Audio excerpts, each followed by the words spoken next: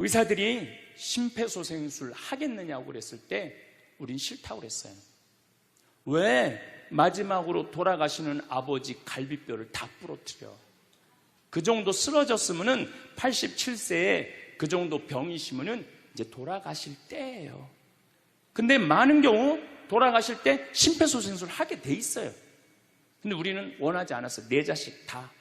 그리고 아버님이 이 골수염이라는 이 병을 앓으셨는데 좀 많이 아프신 병이에요, 마지막에.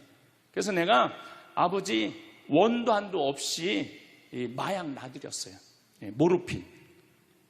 왜 죽기 전에 아프면서 죽어야 돼? 마약. 그래서 조금만 아픈 기미만 보이면은 간호사한테 가갖고 마약 놔달라고, 모르핀 놔달라고. 여러분들, 죽기 전에 하느님이 인간한테 준 최고의 선물이 뭔지 아세요? 마약이에요. 마약. 그래서 호스피스 병동에서 아플 때 진통제 놔드리는 거, 마지막 효도는 마약 많이 놔드리는 거예요. 그래서 우리 아버지 돌아가시기 전에 원도 한도 없이 마약 하고 가셨어요. 원도 한도 없이. 네. 그 조금의 고통을 덜어주는 게 내가 보기에는 효도라는 생각이 들더라고요. 아버지 이렇게 쓰러졌을 때 생명 유지장치 하겠느냐고 의사들이 얘기를 하더라고요. 우리는 아무도 원하지 않았어요. 그냥 아버님 편안하게 보내드리고 싶다고. 왜? 우리 아버지는 참 행복하게 사셨어요. 자식들이 아버지를 너무너무 좋아하고 사랑하고. 그래서 효도를 원도 한도 없이 해드렸냐, 이럴 건 자신 있게 말씀 못 드리죠. 하지만 그래도 자식들이, 아버지, 손자, 손녀들이 할아버지 너무너무 사랑했기 때문에 편안하게 보내드릴 수 있었어요. 제가 작년에 왠지 우리 아버님한테 용돈을 많이 드리고 싶더라고요. 평생 돈 한번 넉넉하게 써보시지 못한 아버지한테 용돈 많이 드려야 되겠다. 그래서 제가 작년에는 이제 외부 강의, 한 달에 한 번 하면 한 번, 두 번 하면 두 번. 아버지가 무슨 돈을 이렇게 많이 주느냐고, 신부님. 아버지 원도 한도 없이 마음껏 써보시라고. 그래서 작년 한 해 내도 그전에는 조금씩 용돈 드리다 작년에는 그냥 막 이만큼씩 드렸어요. 아버지 원도 한도 없이 쓰시라고. 마음 안에 이런 마음이 있었어요. 한번 평생 마음껏 돈 한번 써보시지 못한 아버지 마음껏 돈 쓰시라고. 그랬다 1억을 드리거나 2억을 드린 게 아니야. 100만 원, 200만 원, 한 달에 300만 원 용돈 드린 거죠.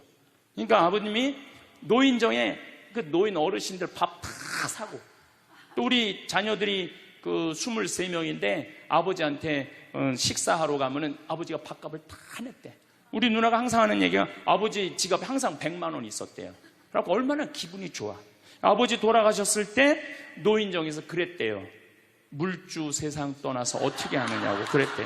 물주 세상 떠나서 어떻게 했느냐고.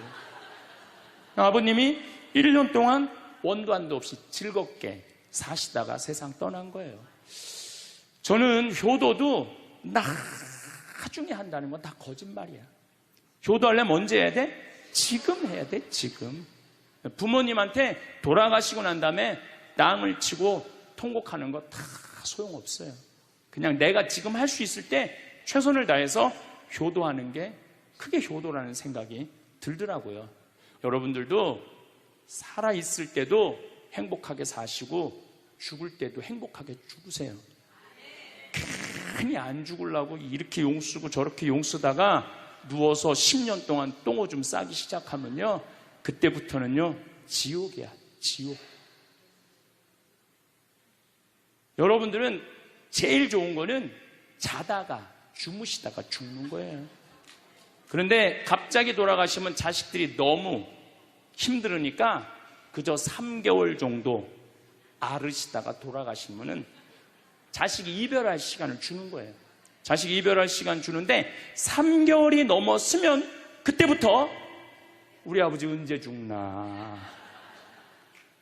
지금은 4차 산업혁명 시대에 들어서고 있다고 그래요. 도대체 4차 산업이 뭐냐? 1차 산업은 증기기관의 발명 이후부터 1차 산업이에요. 1800년서부터 한 1900년대까지 이 와트라는 사람이 증기를 가지고 힘을 쓰면서부터 증기 기관차, 증기 기선, 배, 그 다음에 옷 짜는 것도 증기 방적기, 뭐 이래갖고 영국에서 시작된 산업혁명을 1차 산업이라고 그래요. 그리고 2차 산업은 에디슨이 1905년에 발견한 전기. 이 전기, 이게 1905년에 에디슨이 발명한 거예요. 그래서 이 전기로부터 시작되는 것을 2차 산업이라고 그래요. 지금 우리는 이 전기의 혜택을 다 받고 살죠. 여러분들 전기 다리미, 그 다음에 세탁기, 냉장고, 텔레비전, 전기 아닌 게 하나도 없어요. 여기 계신 분들은 2차 산업의 혜택을 받고 사시는 분들이죠.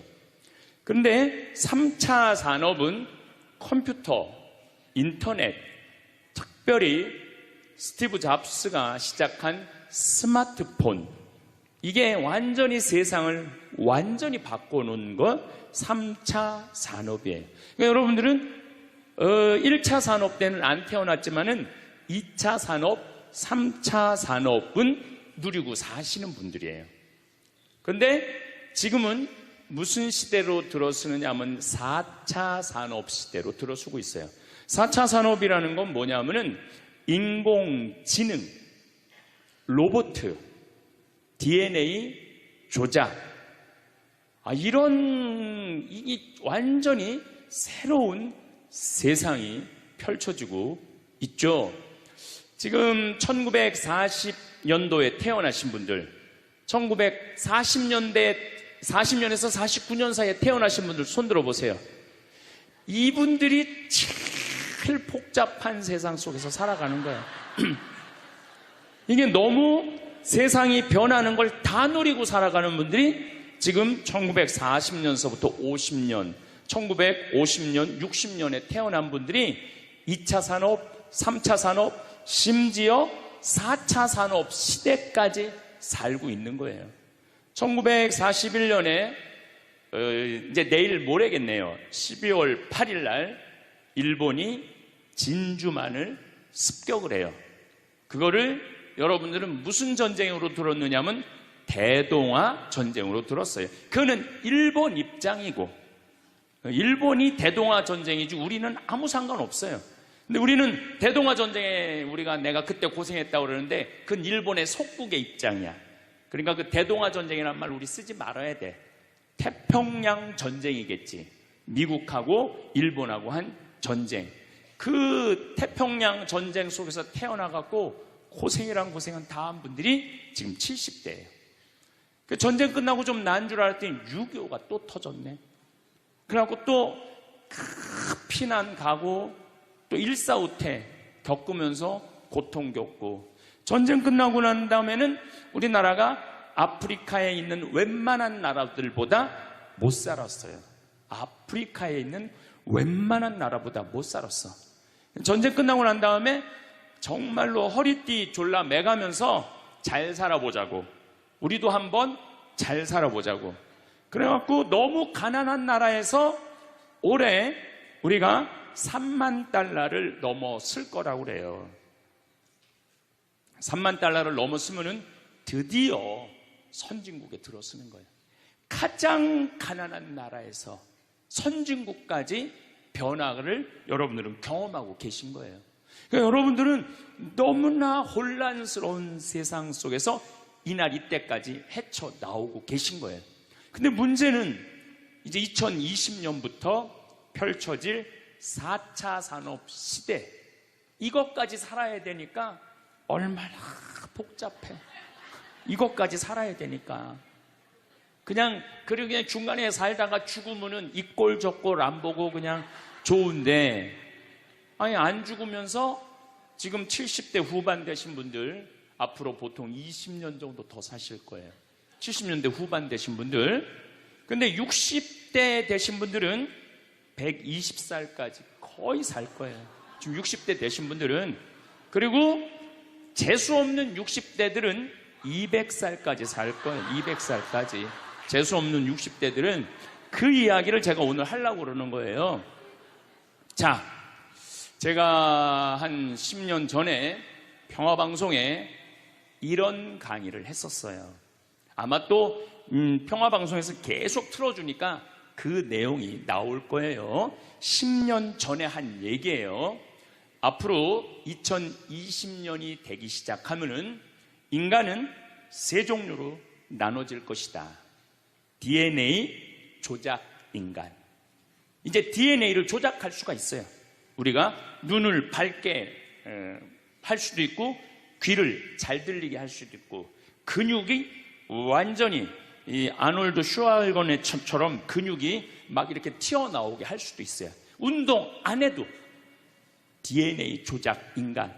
옛날에는 DNA를 한번 내가 DNA가 어떤지 검사하려고 그러면은 2억 내지 3억이 들었어. 그런데 지금은 내 DNA를 검사하는데 얼마면 검사할 수 있냐면 5만 원이면 검사할 수 있어요. 5만 원이면.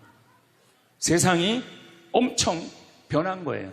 그래서 이제는 지금 태어나는 아이들은 이제 아파서 병원 가는 일은 거의 없을 거예요.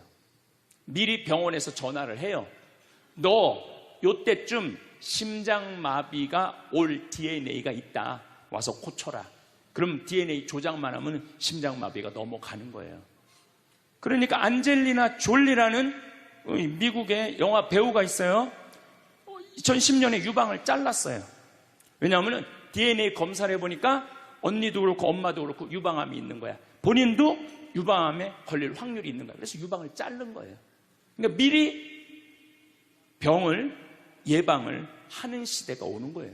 그게 DNA 조작 인간이에요. 근데 우리 교회는 그런 걸 절대 허락하지 않죠.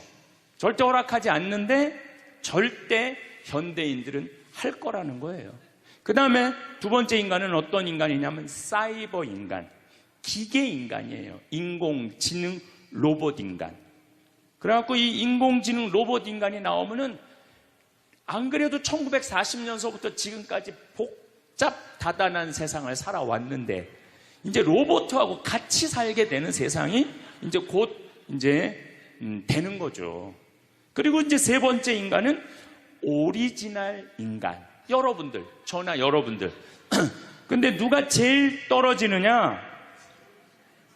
오리지널 인간이 제일 떨어질 거예요. 그래서 앞으로는 이제 어떤 세상이 제일 걱정되는 게 뭐냐면은 로봇가 공장에서 일하는 거예요. 로봇가 공장에서 일을 하게 되면은 많은 노동자들은 일자리를 잃어버려요. 현재 몇 명 정도 일자리를 잃어버릴 걸로 예상을 하느냐면 8억 명 정도가 일자리를 잃어버린대. 8억 명. 그러니까 노동자의 4명 중에 1명은 일자리를 잃어버리는 거. 이거 보통 심각한 문제가 아니에요. 그래서 이제 웬만한 사람들은 공장에서 일할 수가 없어. 누가 다 일을 해? 로봇가 다 하니까. 그리고 요즘 조그만 회사 사장들 말을 들어보면은 요즘 뭐 노동자들 옛날에는 죽으라고 일했는데 아침에 잠깐 나가서 커피 마신다고 와서 커피 한 잔 마시고 또 잠깐 나가서 좀 일하는 척하고 들어와서 밥 먹는다고 그러고 또 조금 나가서 그러니까 돈 주고 일을 시킬 수가 없다는 거예요.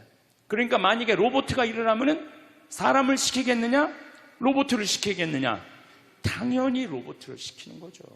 그러니까 점점 사람이 일자리를 빼앗길 것이라는 거예요. 로봇을 쓰는 사장들은 돈을 어마어마하게 벌고 그런 자본이라든지 그런 능력이 없는 사람들은 무지무지하게 가난하게 사는 거예요. 이제 앞으로 여러분들이 5년 후, 10년 후에 볼 세상이 그렇다는 거예요. 그래서 요즘 세계적으로는 어떤 정치적인 시도를 하느냐 하면은 그럼 일자리 없는 사람들은 먹고 살아야 될 거 아니야. 사람인데. 그래서 로봇한테 세금을 매기는 거예요. 그래갖고 로봇가 만약에 일을 하면은 저 로봇한테 100만 원 세금을 매기는 거야. 그 로봇한테. 그래갖고 그 100만 원을 누구한테 줘? 일 못하는 사람한테 주는 거예요. 그게 기초생활 수급이라는 거예요. 기초생활 수급. 그러니까 기초생활 수급을 이제는 뭐 10만 명, 100만 명이 받는 게 아니라 8억 명, 10억 명이 받는 세상. 그러니까 이제 앞으로 미래에 펼쳐질 세상은 지금 생각하는 거라고 너무 다른 세상이 되는 거예요. 두 번째는 어떤 세상이 오느냐면 로봇하고 공존하는 세상. 벌써 초등학교는 선생님이 공부를 가르치지 않고 로봇가 학생들한테 공부를 가르치는 학교가 나왔어요. 로봇가 애들한테 수학을 가르치고 영어를 가르치는 거예요. 발음도 훨씬 좋고, 그리고 이 로봇의 장점은 뭐냐면은 차별하지 않아. 로봇은 얘가 뭐 부잣집 아들이든지 얘가 공부를 못하든지 잘하든지 차별하지 않는 거예요. 그리고 웬만한 선생님보다 훨씬 잘 가르친다는 거예요. 그러니까 이제는 로봇가 교사가 되는 그런 시대가 온 거예요. 또 이제는 앞으로는 무슨 세상이 될 거냐면 어린아이들 돌보는 부모가 누가 돌보느냐면 로봇가 돌보는 거예요. 나 동화책 읽어줘. 그럼 엄마는 나 바빠, 짜증나, 아이 너 잠이나 자, 이런데 부모 로봇은 나 동화책 읽어주면 아주 부드러운 소리로 짜증 한번 안 부리고. 그러니까 애가 엄마를 좋아하는 것보다는 누구를 더 좋아해? 로봇 부모를 더 좋아하는 거야. 나 엄마 필요 없다고. 이거 정말 우스갯소리가 아니라요, 진짜 벌어질 일이에요. 또 이제 로봇은 아내가 중풍이 걸렸어. 그래서 움직이질 못해. 그럼 누가 병간호를 운동을 도와주느냐 하면 로봇가 도와줘요. 근데 이 로봇은 완전히, 제가 지난번 강의 때도 얘기했지만은 이제 섹스 로봇가 나온다고 그랬죠. 록시라고 5가지를 고를 수 있다고 그래요. 피부색, 키, 성격 이런 걸 고를 수가 있대. 그러니까 까칠한 여자, 부드러운 여자. 뭐 내가 까칠한 여자 좋아하면 성격 까칠한 로봇을 고르면 되는 거야. 근데 문제는 아내가 아파. 남편은 나가서 돈 벌어야 돼. 그래서 로봇을 하나 도우미 로봇을 했어. 근데 이 로봇은 아내를 너무 따뜻하게 해주는 거야. 그러니까 아내는 자꾸 남편한테 실망하는 거야. 자기 힘들다고 들어가서 자고. 근데 로봇은 나 좀 주물러 달라 그러면 언제든지 와서 주물러 주잖아요. 그러니까 남편한테 당신 나 필요 없다고, 나 이혼하고 싶다고. 그러니까 로봇하고 사람하고 혼동하는 세상이 오는 거예요. 로봇하고 사람하고. 그리고 더욱 2040년이 되면은 이 로봇가 감정까지 느껴. 사랑까지 할 수 있다는 거예요. 사랑까지. 아내 역할을 다 할 수 있는 세상이 온다는 거예요. 저 신부님 너무 앞서 나가는 거 아니야. 앞서 나가는 거 아니에요. 지금 미래 과학자들은 다 그런 세상이 온다고. 근데 이게 먼 미래가 아니라 바로 코앞에 와 있다는 거예요. 바로 코앞에 와 있다는 거예요. 3D 프린터기로 콩팥 만들 수 있어요. 간 만들 수 있어요. 요즘 시도하는 건 심장까지 만들어 갖고, 이제 앞으로는 이제 여러분들이 이제 한 90살쯤 되면은 85살쯤 돼도 그럴지 몰라. 생일날 아버지 이번 생일에 아버지 간 좀 갈아드릴게요. 그래갖고 간 갈아주고, 내년에는 심장 갈아드릴게요. 심장 갈아주고. 그런 세상이 올 가능성이 굉장히 많아요. 그럴 세상이. 참 이게 오래 사는 게 2045년까지만 살면은 안 죽는다는 거예요. 2045년. 그러니까 내가 80살까지만 나도 살면 어떻게든지 버티면은 안 죽을 수 있다는 거. 80살까지만. 앞으로 펼쳐질 세상에 가장 걱정스러운 게 뭐냐면은 수명 연장이에요. 수명 연장. 여기 계신 분들 중에 아까도 말씀드렸지만은 100살, 120살, 정말로 재수 없으면은 200살까지 살 수 있는 분들이 많습니다. 실질적으로. 실질적으로 많아요. 근데 여러분들 오래 사는 거 좋을까요? 내가 많은 분들이 오래 살기를 원해요. 안 죽는 걸 원해요. 근데 내가 만약에 앞으로 뭐 길게 안 보고 딱 120살까지 산다고 보면 내가 앞으로 67년 정도 더 살면은 120살 되거든요. 67년. 근데 내가 앞으로 67년 동안 사는 동안 불면증이 있어. 매일 밤마다 잠이 안 와. 67년 동안. 그 여러분들 좋을 것 같아요? 내가 정말로 마음 안에 미움이 너무너무 꽉 차 있어. 67년 동안 계속 미움 속에서 살아. 분노가 꽉 있어. 67년 동안 분노 속에서 항상 좌절감을 맛보고 있어. 우울하고 있어. 내가 우울해. 또 좋으래. 어떨 땐 좋을 땐 너무 좋고 싫을 땐 너무 싫고 그렇게 막 up and down, up and down 그러면서 앞으로 50년, 60년 사는 거 좋아요? 그렇게 성숙함이 없이 살 거면 그냥 지금 죽는 게 나아. 지금 죽는 게 나아요. 내가 앞으로 60년 동안 살면서 매일매일 감동하고 매일매일 행복하고 매일매일 감사하고 매일매일 사랑한다면 앞으로 60년 사는 거 괜찮겠죠. 그런데 60년 내내 잠도 못 자고 미움 속에서 자식들 원망 속에서 외로움 속에서 배신 속에서 불행 속에서 오래 사는 거 좋아요? 적당한 나이에 죽는 거 내가 보기엔 그 축복이에요. 그래서 여러분들은 이제 나는 이 복잡한 세상 속에서 사는 것도 중요하지만 어떻게 죽을 거냐 이 시나리오를 잘 준비해야 돼요. 난 어떻게 죽을 거냐.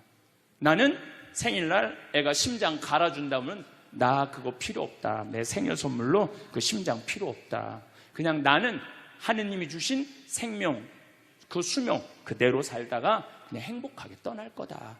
그런 마음이 중요해요. 근데 우리가 성숙하지 못하면은 그냥 무조건 안 죽으려고만 용을 쓰는 거예요. 또 하늘나라에 대한 희망이 없는 사람들이 안 죽으려고 그러는 거예요. 아니 지금 있는 것보다 하늘나라 올라가면 훨씬 행복하면은 안 죽을 이유가 뭐 있어? 죽으면 되지. 그냥 사는 날까지 즐겁게 살다가 죽는 날 즐겁게 죽으면 되는 거예요. 이 훈련이 꼭 필요해요. 여러분들 이게 뭐 요즘 알고리즘 그러는데 그건 다 제쳐두고 내가 인생의 설계가 필요해. 나는 몇 살까지 살다가 더 이상 치료받지 않고 암이 걸리면은 안 갈고 그냥 안 갈고 간 안 갈고 신장 안 갈고 췌장 안 갈고 그냥 하느님 품으로 간다는 생각이 아주 중요하다는 거예요. 제가 보기에는 한 87세까지 살다가 죽는 게 제일 좋은 것 같아. 87세. 아주 딱 좋은 나이가 87세예요. 죽기 딱 좋은 나이가 87세 같아. 그거 넘었으면은 정말 안 보이고 안 들리고 불편해요. 그래서 87세까지 건강하게 살다가 행복하게 떠나는 그런 마음가짐이 제 생각에 참 중요한 것 같아요. 사실 지난 2017년 4월 10일 날 우리 아버지께서 세상을 떠나셨어요. 올해 떠나신 거죠. 올해 떠나셨는데 우리 아버지는 평생 쌍시옷 소리를 한 번도 하신 적이 없어요. 아버지 입에서 욕을 들어봤던 적이 없어요. 쌍시옷 소리를 한 번도 들어본 적이 없어요. 내 자식을 키울 때 매질 한 번 하시지 않으셨어요. 그리고 우리 아버지는 참 남 욕을 하신 적이 없어요. 보통 뭐 누구 욕도 하고 정치인 욕도 하고 뭐 세상도 욕하는데 한 번도 욕하신 적이 없어요. 어쨌거나 아버님은 쓰러지신 날 당신 스스로 걸어서 화장실 가셨어요. 아침까지. 그리고 오후 1시에 쓰러지셨어요. 그래갖고 밤 10시 41분에 돌아가셨어요. 근데 제가 아버지한테 그랬어요. 아버지 돌아가시려면은 오늘 돌아가셔야 된다고. 왜냐하면 그날이 성월요일이었거든요. 성화요일 날 돌아가시면은 장례미사를 못해요. 왜냐하면 성목요일 날은 장례미사를 못하게 돼 있어요. 금요일, 토요일 다 장례미사 못해요. 그리고 예수부활 대축일 장례미사 못해요. 그리고 그 다음 월요일 날 장례를 해야 되는 거야. 의사 선생님은 오늘 내일 돌아가실 것 같다고 그러는데 내가 그랬어. 돌아가시려면 오늘 돌아가시라고, 내일 돌아가시지 말고. 근데 딱 10시 41분에 돌아가셨어요. 그래서 성수요일 날 아버님 장례 미사를 하는데 우리 수원교구에 주교님 4분이 다 오셨어. 얼마나 그게 영광스러워요. 주교님이 4분이나 오셨으니까. 왜냐하면 성주관이니까 주교님들이 외국에 아무도 안 나가시고 교구청에 다 계셨던 거야. 얼마나 좋아요.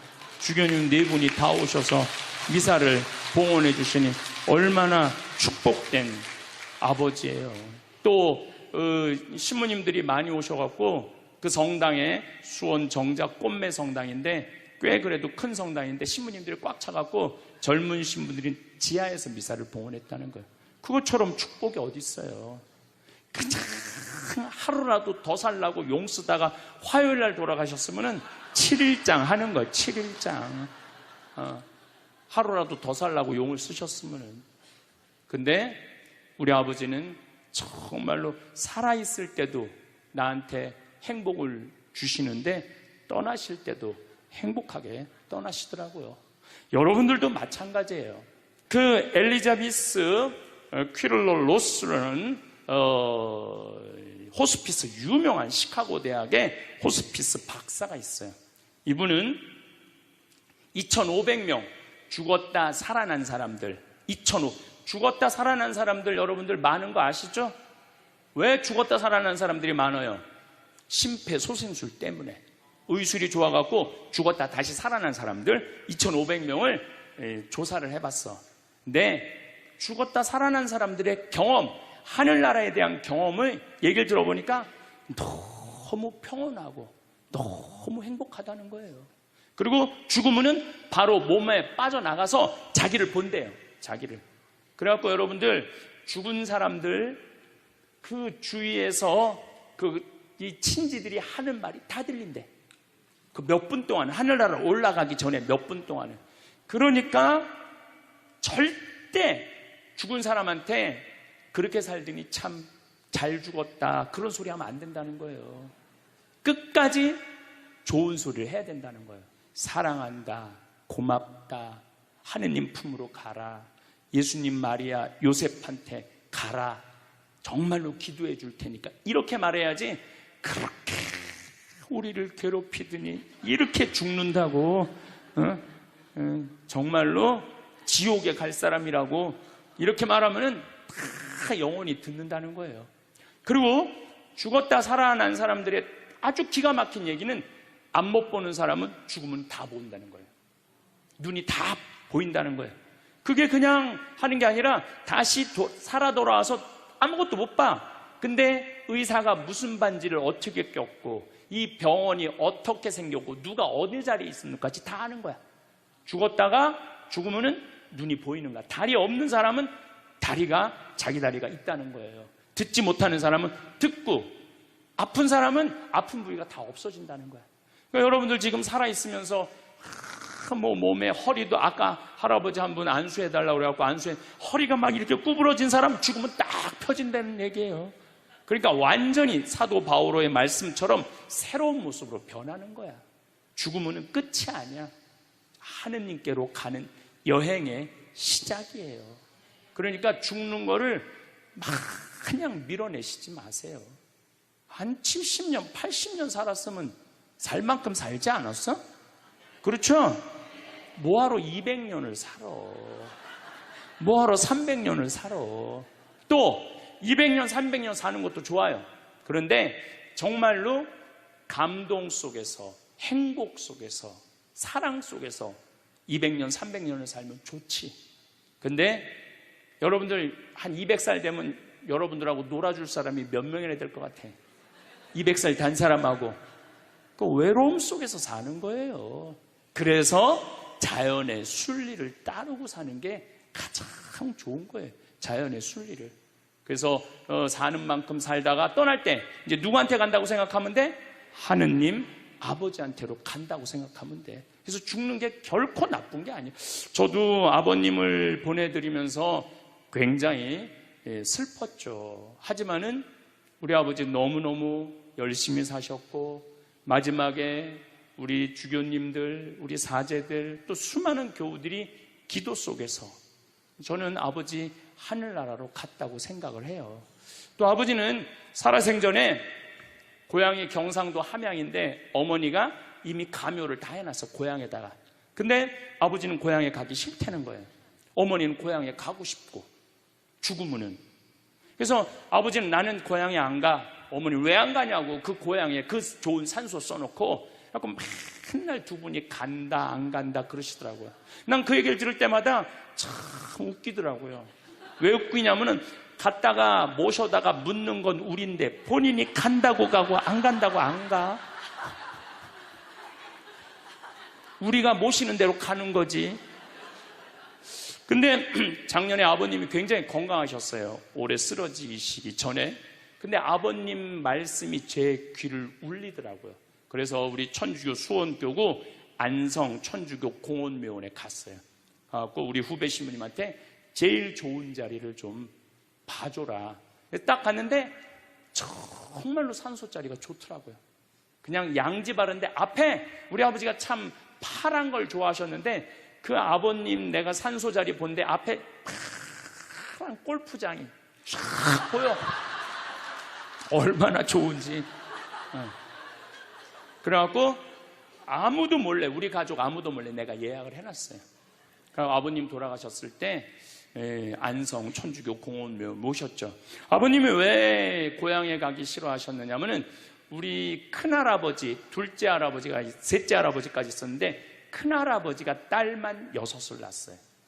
둘째 할아버지는 아들을 3을 낳았는데 둘째 할아버지 첫째 아들이 우리 아버지야. 근데 1930년, 우리 아버지가 30년생이시니까 87세니까 그때는요 장손집에 아들이 없으면 8살 이전에 큰아버지 집에 가서 양자로 자라야 돼.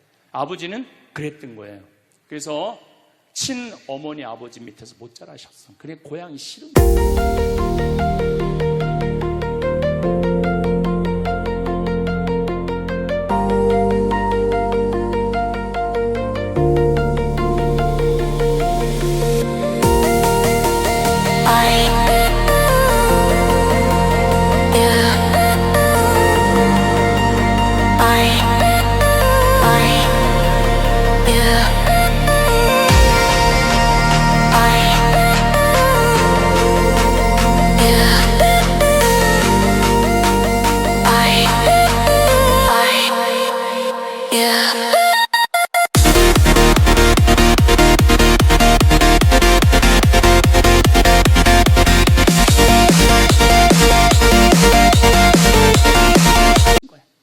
난 고향에 안 간다고. 근데 제 생각에는 그 아버님의 마음을 헤아려 주는 게 난 예의라는 생각이 들더라고요. 그래서 아버님 원하는 대로 안성에 모셨는데 얼마나 좋은지 몰라요. 어제도 갔다 왔어요. 그냥 오며 가며 가는 길에, 강의 가는 길에 한번 가서 뵙고, 우리 아버님 마지막까지 담배를 피셨어요. 그것 때문에 돌아가신 거지만은, 그래갖고 어제도 담배 한 대 탁 물려드렸어요. 피시라고. 갈 때마다 담배를 한 대씩 물려드리세요. 무슨 얘기냐면 부모하고 자식은 살아서도 좋고 죽어서도 좋아야 돼. 그런데 부모님이 10년 동안 똥오줌 싸고 치매 걸려갖고 지겨워. 부모님 찾아오지도 않았어. 그래갖고 부모님이 돌아가셨어. 그럼 자식이 땅을 치고 불효한 것에 대해서 울면서 통곡해. 그리고 돌아가셨는데도 부모님 먼 데다 모셔놔갖고 1년에 한 번, 2년에 한 번 가고, 살아서도 안 좋고 죽어서도 안 좋은 거예요. 그러니까 여러분들은 살아서도 좋고 죽어서도 좋은 부모 자식 관계를 유지하려면 죽음에 대해서 생각을 많이 하셔야 돼. 죽음에 대해서. 근데 이제 아버님 돌아가셨는데 딱 화요일 하루 장례를 했는데 조문객들이 얼마나 많이 왔는지 밥을 7번을 했대요. 보통 장례 밥 1번 한대. 근데 밥을 7번 했대. 우리 형님 둘도 나만 활동을 많이 하는 게 아니라 형님 둘도 어마어마하게 친구가 많더라고 보니까. 우리 누님도 그렇고. 그러니까 그냥 1000명 이상이 조문객이 왔으니까 조의금도 굉장히 많이 들어왔다는 얘기죠. 조의금도. 근데 내가 그 조의금을 싹 모아서 평창으로 갖고 왔어요. 우리 형제들은 조의금을 구경도 못했어요. 제가 왜 그걸 싹 모아서 갖고 왔느냐 하면은 내가 본당 신부 때 장례 식장에 교우들 초상남은 가면은 상주가 안 나와. 왜 안 나오냐 그랬더니 저기 지금 방에 들어가고 조의금 갖고 싸운다는 거야. 네가 더 가질 거냐 내가 더 가질 거냐. 여러분들, 저는 우리 지금 대한민국이 이 변화, 제가 변화의 도전이라는 주제로 강의를 하지만 이 변화되는 세상에 생각을 바꿔야 돼요. 이제 지금 기업의 0.3%가 우리나라 총이익의 50%를 갖고 있대요. 그러면 그 0.3% 되는 대기업가들이 다 가난한 사람을 위해서, 나라를 위해서 세금을 내놔야 돼요. 이 시대는 이제 로봇가 자리 다 뺏어가고 사이버 인간이 다 뺏어가고 우리는 어떻게 살아, 인간은. 그래서 이 정치가 중요한 거예요, 21세기는. 그래서 그런 사람들 다 뺏어서 직장 생활 못하는 사람들한테 기초생활급 줘야 돼. 또 직장 생활 안 하는 사람들은 사람이 일을 안 하면은요 행복하지 않은 거예요. 일을 안 하면. 여기 계신 분들 혹시 불면증 걸리신 분들 있죠? 제가 불면증 치료법 알려드릴게요. 어떻게 하면 잠을 잘 오느냐면 아침 6시에 일어나. 그래갖고 아침 기도해. 아침 기도, 부모를 위한 기도, 나라를 위한 기도, 자녀를 위한 기도 다 해. 그리고 정성스럽게 이불 개고 세수, 머리도 다 드라이기 쓰지 말고 수건으로 다 말려 머리도. 그리고 밥 정성스럽고 해 먹고, 목욕탕도 가갖고 묵직이도 5단 있는 힘 땀 다 빼고, 그리고 발차기도 하고, 목욕탕 안에서 제일 좋은 거라는 거예요. 그리고 산책하고 미사 참여하고 성서 쓰고 정성스럽게 행동을 하세요. 설거지도 정성스럽게 하고. 그러면은 저녁 8시만 되면 기절해서 자요. 여러분들이 하루 생활이 정성스럽지 않기 때문에 잠을 못 자는 거예요. 기절해서 자요. 저는 요즘 지금 목도 지금 특강을 너무 많이 해갖고 목이 쉬었는데, 요즘 이렇게 어제도 대전 강의 갔다 와서 7시만 되니까 막 눈알이 뒤집어지려고 그러더라고요. 눈알이. 그러면 자는 거예요. 근데 아무것도 안 하고 그냥 가만히 움직이지 않으면요 밤에 잠이 안 오죠. 당연히 잠이 안 오죠. 그래서 정성스럽게 사는 게 중요한 거예요. 어쨌거나 하여튼 아버님 그 조의금을 싹 갖고 왔어요, 평창에. 그래갖고 내가 우리 형제들한테 얘기했어요. 아버님 돌아가신 조의금은 어린아이를 위해서 쓸 거고, 어머님이 돌아가신 조의금은 노인분들을 위해서 쓸 거다. 그래서 이번에 잠비아에 에이즈 어린이 고아원 짓는데 아버님 조의금 보냈어요. 또 빈센트 병원에서 이번에 20명을 수술을 해줬는데 그중에 2명 아버님 조의금으로 또 수술도 해주고. 아직도 많이 남아있어. 아직도. 이제는 여러분들 떠날 때 자식한테 주고 떠나지 마세요. 세상에 주고 떠나세요. 어떤 세상에? 어렵고 힘들고 고통받는 사람들한테 주고 떠나세요. 그리고 미국이나 유럽은 보통 할머니들이 다 나 조의금 어디다 보내라, 어느 수도원에 보내라, 어느 고아원에 보내라, 어느 장애시설에 보내라, 다 그런다는 거예요. 대한민국 사람들만 죽을 때까지 이기적으로 죽는 거예요. 살아서도 이기적으로 살고 죽을 때도 이기적으로 죽는 거예요. 그래서 하여튼 우리 형제들은 조의금 구경도 못했어. 대신 내가 우리 형제들한테 보내준 선물이 있어요. 조의금 명단은 다 보내줬어. 타이프 쳐갖고. 갚아야 될 거 아니야. 갚아야 될 거 아니야. 되게 죽은 사람들의 경험을 들어보면은, 내가 이 키블러 로스라는 이분 책을 요즘 계속 읽고 있는데 기가 막힌 거는 딸이 죽었어. 근데 다시 살아났어. 근데 이 딸이 아빠 엄마한테 얘기하는 거. 엄마 아빠 내가 죽었는데 오빠가 나를 너무 행복하게 기다리고 있어. 그래서 그 오빠랑 놀았는데 너무너무 행복했어. 근데 이 엄마 아빠는 너무너무 놀란 거예요. 왜 놀랐느냐 하면은 이 아이가 태어나기 전에 오빠가 죽어갖고 단 한 번도 오빠 얘기를 한 적이 없거든. 근데 죽어서 그 오빠가 기다리고 있는 거예요. 그러니까 이 기가 막힌 노릇 아니에요. 또 이런 경우도 있었다고 그래요. 어떤 경우가 있었느냐면은 교통사고가 났어. 여동생, 오빠, 아빠가 했는데 오빠하고 아빠는 죽은 거야. 이 여동생은 다 기절한 상태에서 죽었는지 안 죽었는지 확인할 길이 없잖아요. 근데 다시 죽었다고 생각하고 병원에 가서 살아났어. 근데 이 여동생이 엄마 너무 슬퍼하지 마. 하늘나라에서 오빠하고 아빠가 날 기다리고 있어. 너무 행복해. 근데 얘는 오빠하고 아빠가 죽었는지 모르는 상태예요. 혼수 상태인데 그걸 아는 거예요. 근데 여기 특징 중에 하나는 죽어서는 살아있는 사람은 절대 못 본대요. 죽은 사람만 본다는 거예요. 죽은 사람만 하늘나라에서 본다는 거예요. 그래서 여러분들도 세상 떠나면은 하느님 기다리고 있고 너무 행복한 나라로 가는 거예요. 그러니까 죽음은 그 번데기가 이 알을 까고 자기 껍데기를 까고 나비가 되는 것처럼 지금보다도 훨씬 아름다운 세상으로 가는 게 죽음이에요. 이제 21세기는 안 죽는다고 100살을 사니 200살을 사느니 좋은 게 아니에요.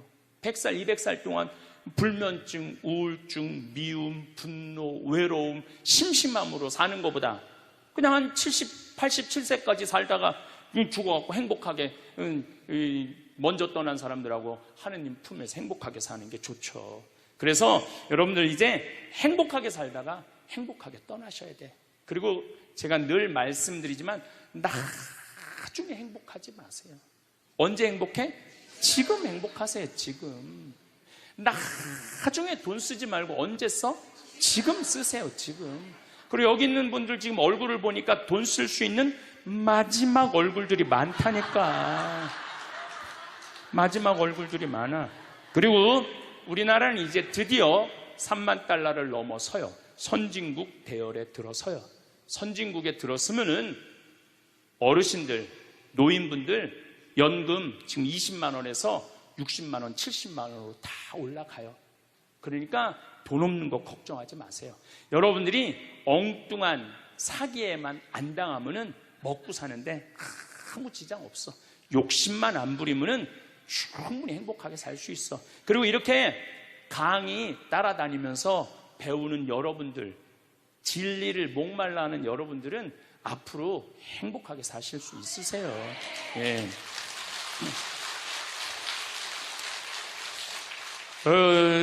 인생의 주인공은 나야. 내 자식이 아니고 내 남편이 아니고 내 아내가 아니야. 내 행복은 누가 책임지느냐 하면 내가 책임지는 거야. 내가 지금 불행한 거는 남편 탓도 아니고 자식 탓도 아니고 누구 탓이야? 내 탓이야. 왜? 나를 위해서 쓰는 법을 배운 적이 없어. 나를 위해서. 버는 법은 배웠는데 쓰는 법을 배운 적이 없어. 본인들을 위해서 쓰세요. 자, 1960년대, 70년대는 열심히 살아야 돼. 너 정말로 아끼고 살아야 돼. 가난했을 때 얘기예요. 이제 3만 달러가 넘었을 때는 이제는 재밌게 살고 행복하게 살고 의미 있게 살고 나누고 살아야 돼. 언어가 이제는 바뀌어야 돼.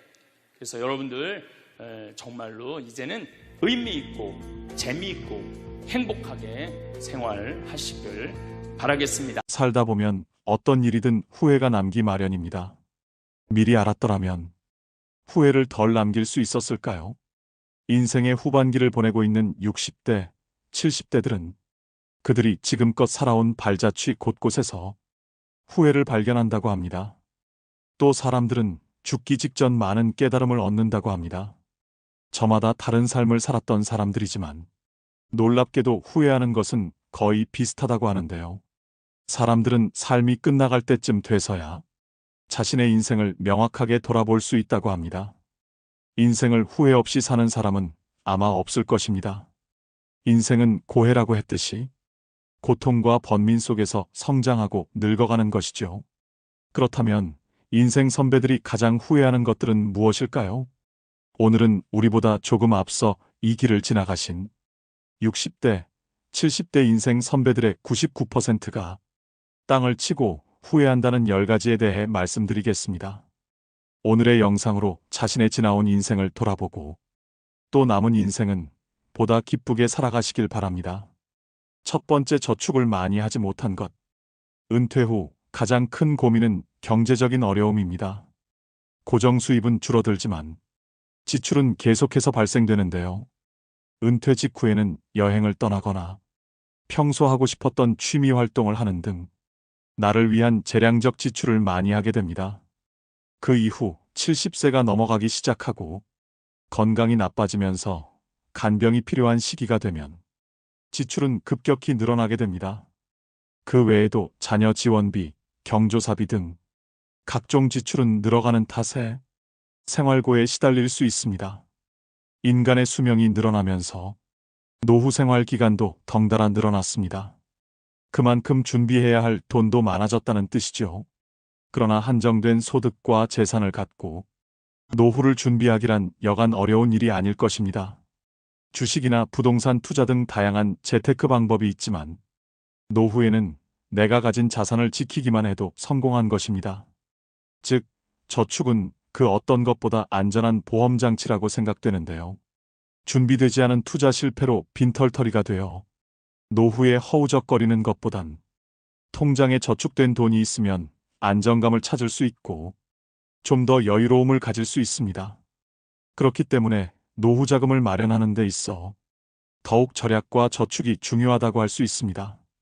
이처럼 젊은 나이에 저축을 하지 않으면 은퇴 이후 큰 고난을 겪게 될 수 있습니다.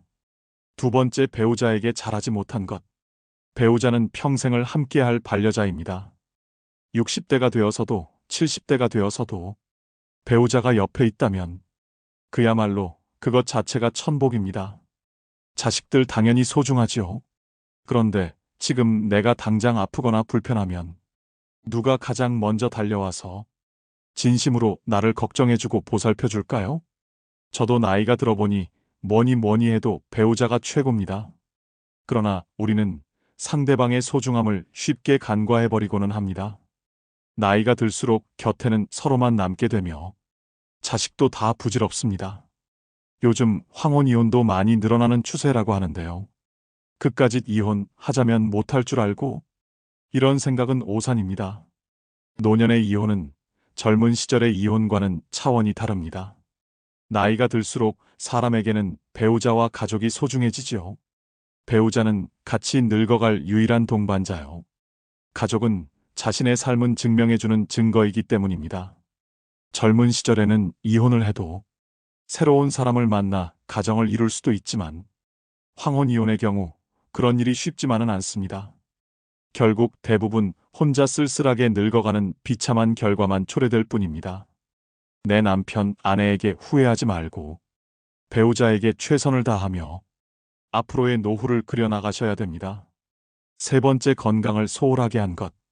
건강이 중요하다는 사실을 모르는 사람은 없습니다. 하지만 젊어서는 그것을 잘 모르고 자기의 몸을 혹사시키지요. 그거 하나 한다고 건강해지겠어? 하고 무심히 지나쳤던 습관들이 사실은 평생 건강을 지키는 열쇠입니다. 사람은 누구나 오래 살기를 꿈꿉니다. 하지만 오래 산다고 다 행복할까요? 몸이 불편해 오랫동안 침대에 누워서 보내야 한다면, 또 노후에 소일거리를 찾지 못해 집에서 온종일 텔레비전이나 보며 지낸다면 그것이 행복하다고 할 수 있는 것일까요? 긍정적인 장수는 본인도 행복하고 가족들도 즐겁지만 부정적인 장수는 본인도 고통스럽고 가족도 힘들게 합니다. 중요한 것은 얼마나 오래 사느냐가 아니라 얼마나 건강하게 사느냐입니다. 건강을 유지하기 위해서는 규칙적인 운동과 올바른 식습관을 유지하는 것이 중요합니다. 많은 종류의 영양소를 저염식으로 골고루 섭취하세요. 영양 과잉과 결핍이 되지 않도록 철저한 관리가 필요합니다. 그 중에서도 특히 치아 관리를 잘 하셔야 합니다. 치아는 하루아침에 좋아지지 않기 때문입니다. 건강한 삶은 노후에 대비하는 가장 좋은 방법입니다. 오래 사는 것이 기본인 시대에 우리는 유병장수보다는 무병장수의 목표를 가지셔야 됩니다. 네 번째, 노년을 함께할 친구를 못 만든 것. 배우자 다음으로 친구가 가장 큰 자산입니다. 보통 성인이 되어 직장 생활을 하고 가정을 꾸리다 보면 친구들과의 연락이 뜸해집니다. 하지만 친구들은 가족과는 또 다른 마음을 주고받을 수 있는 소중한 존재라는 것을 알아야 합니다. 취미 생활을 공유할 수 있는 친구, 자신의 속 얘기를 가감없이 털어놓을 수 있는 친구가 있다면 늙어서도 외롭지 않고 인생이 풍요로워집니다. 사람들은 임종 직전에야 오랜 친구의 소중함을 깨닫곤 합니다. 하지만 그때는 친구들의 연락처도 수소문할 수 없는 경우가 많은데요. 오라는 친구가 있고 만나자는 친구가 있다는 것은 분명 큰 행복입니다. 오랜 친구 중에서 마음 맞는 친구가 없다면 취미나 봉사활동, 모임 등을 통해서 새로운 친구를 사귀는 방법도 좋습니다. 아무리 바빠도 노년에는 소중한 친구들에게 가끔 안부도 묻고 함께 시간도 보내며 교류를 이어나가는 것이 중요합니다. 자식들은 출가해서 가정 이루고 나면 바쁘다고 얼굴도 잘 안 보여줍니다. 평생을 함께할 친구가 없다면 노년은 무척 외롭고 쓸쓸하다는 것을 명심하셔야 됩니다. 다섯 번째, 평생 할 수 있는 취미를 만들지 못한 것. 다양한 취미 활동을 즐기는 것은 젊은 세대의 전유물이 아닙니다. 나이 들어도 취미 활동을 꾸준히 유지하는 것이 중요합니다. 취미라고 하면 거창하다고 생각해서 지레 겁부터 드시고 도전조차 안 하시는 분들이 많습니다. 등산과 가벼운 산책, 음악 감상, 독서 등과 같이 돈이 필요하지 않은 취미들도 많습니다. 한 연구에 따르면 60세 이상 사람들 중 취미가 있는 사람은 우울증 증상이 적고 행복감, 건강하다는 느낌, 삶의 만족도가 높다고 합니다. 말년의 삶의 만족도는 취미 활동과 가장 밀접하게 연관되어 있었는데요. 또 다양한 취미 활동은 치매 예방에도 매우 도움이 됩니다. 건국대병원 치매클리닉 한설의 교수는 늦었다고 생각할 때가 가장 빠른 것. 뇌를 자극하는 두뇌 훈련을 당장 오늘부터 시작하라고 강조합니다. 특히 뇌는 단순한 것을 실증내므로 똑같은 패턴의 고스톱보다는 뇌가 적정한 수준의 자극을 받을 정도의 그림 그리기, 그리고 파크골프, 사교 댄스 등을 추천한다고 합니다. 취미 생활이 건강에도 도움이 된다고 하니 치매 예방을 위해 지금부터 손과 머리를 자주 사용해 보시길 꼭 권해드립니다. 여섯 번째, 배움을 멈춘 것. 나이가 드니 기억력도 나빠지고 머리도 안 돌아가. 복잡한 건 질색이야. 이 나이가 돼서 내가 머리 굴리며 살아야겠어? 주변에서 나이 드신 분들이 이런 소리를 하는 것을 많이 들어보셨을 겁니다. 그분들의 말대로라면 나이가 들면 머리가 나빠지는 게 당연하고 괜히 골치 아픈 생각 같은 건 안 하고 사는 것이 상책인 듯합니다. 하지만 나이가 무색하게 학구열에 불타 노학을 즐기시는 분들도 많은데요. 60대, 70대에 공부하는 것은 지난 삶이 바빠서 하지 못한 공부를 하거나 여생에 필요한 지식을 습득하는 경우도 있고 또 단순히 시간을 보내는 한가로운 독서도 있습니다. 요즘에는 70대 이상의 노인들도 컴퓨터를 배우고 새로운 도전에 나서고 있습니다. 뇌과학자들의 연구에 따르면 인간의 뇌 용량은 아주 커서 평생 절반도 사용하지 못한다고 합니다. 결국 늙어서 머리가 나빠진다는 것은 노력하지 않는 사람들의 변명에 불과한데요. 그런데도 우리는 수많은 변명을 방패 삼아 새로운 무언가를 배우려 하지 않습니다. 하지만 그러기엔 우리에게 남겨진 인생이 너무나 깁니다. 은퇴 후 30년 이상의 세월을 더 살아야 하는데 그동안 아무것도 공부하지 않는다면 다른 사람보다 뒤처진 인생을 살 수밖에 없습니다.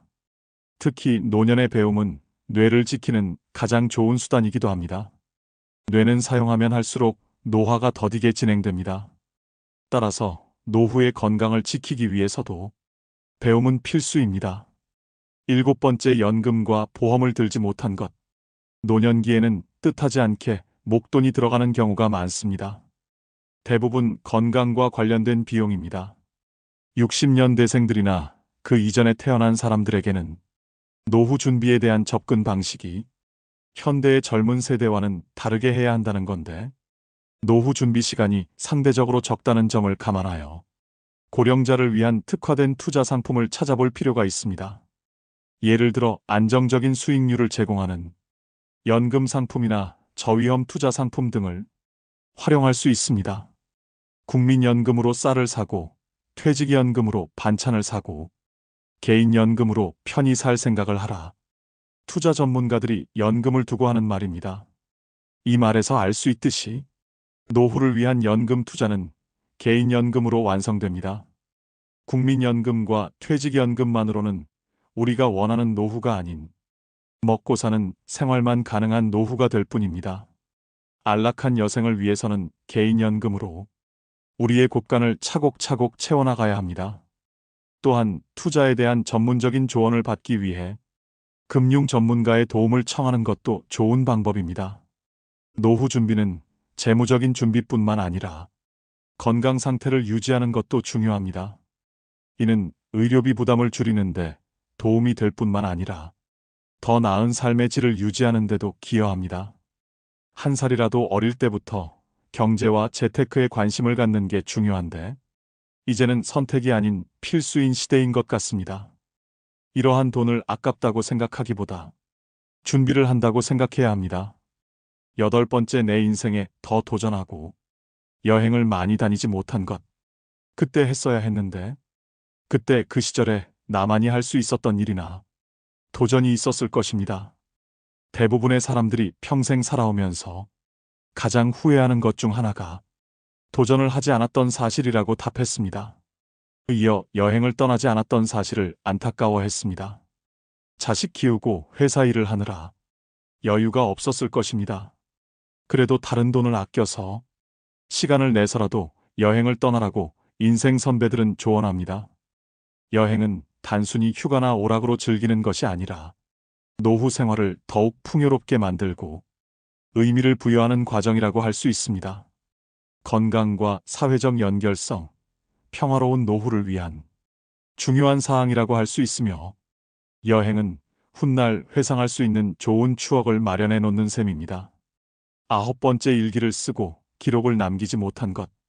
은퇴한 나를 생각해보면 자신이 살아온 인생이 덧없이 느껴질 때도 있습니다. 그럴 때 평생 자신이 걸어온 발자취를 돌아보고 정리하는 것이 필요합니다. 그렇게 하기 위해서는 젊어서부터 기록을 남기는 습관이 필요합니다. 일기를 매일 쓰라고 말하는 것은 아닙니다. 다만 틈틈이 기록하고 사진 등을 남겨놓으면 나중에 자신의 삶을 정리하는 데 도움이 될 것입니다. 10번째, 자식과 대화를 많이 하지 못한 것. 자식들과 평소에 대화를 많이 하지 않았다면 노년의 소중한 친구 하나를 잃는 셈입니다. 늙고 병들면 자식들에게 의지하게 됩니다. 자식과 친밀한 관계를 유지해야 후회 없는 자식 농사를 했다고 느낄 수 있을 것입니다. 뿐만 아니라 자식과 건강한 유대감을 형성하는 것은 노년의 정신적 안정감에도 도움을 줍니다. 자녀들과 진정으로 소통하지 못했다면 노년이 불행할 것입니다. 여러분 어떠신가요? 사람들이 죽을 때 가장 후회하는 것들을 보면 평소 우리가 갈망하는 사회적 성공이나 재물에 대한 것은 없습니다. 사람들이 하는 후회 모두 우리가 평소에 스스로를 조금만 돌아보면 쉽게 할 수 있는 것들입니다. 여러분들의 인생에서 후회되는 것들은 무엇이 있나요? 그리고 훗날 후회하지 않기 위해 어떤 노력을 하고 계신가요? 시간은 지금도 계속 흐르고 있고 우리는 언제가 될지 모르는 우리의 마지막 날을 향해 매일 내 삶 안에서 관여하고 계신다. 하느님만 꽉 붙잡고 살면은 하늘나라 경계 없다. 이 세상. 그래갖고 내가 정말로 열심히 사는 사람은 가슴에 뭐가 있어? 여건이 있어. 믿음이 굳건한 사람들은 가슴에 여건이 있어. 하늘나라는 요즘은 다 비행기 보낸대요. 비행기 딱 탈 때 여건 심사할 때 뭐만 내면 돼? 여건 딱 내고 어떻게 싹 웃으면서 죽을 때 나 1조 이거 어떻게 하면 좋아? 발버둥 치지 마시고 죽을 때 통장에 500만 원 딱 남기고 자, 이 세상 나는 이제 그리던 하늘나라 떠난다. 여행 탈 때 비행기 타면 막 가슴이 설레잖아요. 죽는 것도요, 설레는 일이에요. 죽는 거 설레는 일 아니에요? 새로운 삶으로 올라가는 과정인데 얼마나 설레. 그러니까 설레니까 우리 그냥 그 최 신부님 손잡고 우리 마리아 할머니가 씩 웃으면서 이 세상 떠나듯이 여러분들도 마지막 날 웃으면서 떠날 수 있는 그런 분들 되기를 바라겠습니다.